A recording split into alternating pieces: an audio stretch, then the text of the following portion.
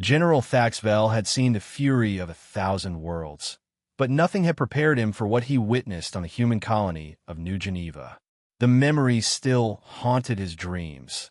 Human females unleashing devastation that made seasoned warriors weep. Now, as he stood before the Imperial War Council on Zirion Prime, his mandibles clicked with desperate urgency.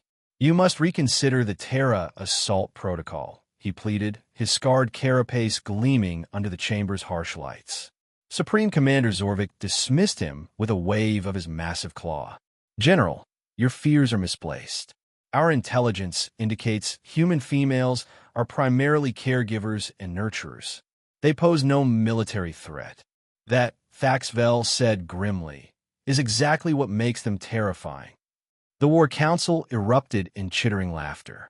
Admiral Kess, 9, leaned forward, her 4 eyes gleaming with amusement. "Surely you jest, General.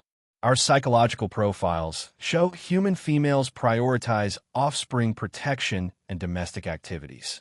They lack the aggressive tendencies of their males." Thaxvel's secondary arms trembled, a sign of deep distress among his species. "You don't understand. It's precisely because they protect their young that you should fear them. On New Geneva, I watched a human female named Lieutenant Rodriguez single-handedly hold off an entire Krillian assault squad." "One female against trained warriors?" scoffed Commander Zorvik. "She wasn't even a soldier," Thaxvel continued. "She was a school teacher. But when the Krillians threatened her students..." His voice trailed off as he relived the horror.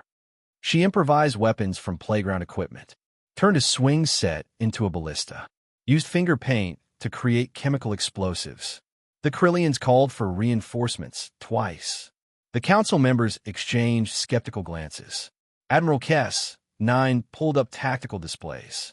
"Our strike force will eliminate Earth's population centers simultaneously. Quick, clean, efficient." "That's where you're wrong," Thaxvel said quietly. "Human females don't just react, they plan. They organize. They remember." He activated his personal holocaster, showing battlefield footage. "This is Corporal Jackson, a mechanic from the Outer Rim. When pirates killed her daughter, she spent 3 years tracking them across 17 systems."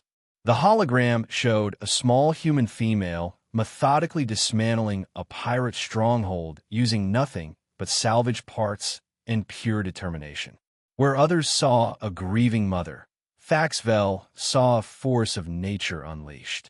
"She turned their own defensive systems against them," he explained, "reprogrammed their AI, poisoned their water supply. And when she finally faced their leader, she didn't just kill him. She made him watch as his entire organization crumbled." Commander Zorvik's confidence wavered slightly. "Isolated incidents, surely." "There are no isolated incidents with human females," Thaxvel warned. "They form networks, share information. My intelligence sources speak of something they call mom groups, communication networks spanning entire star systems.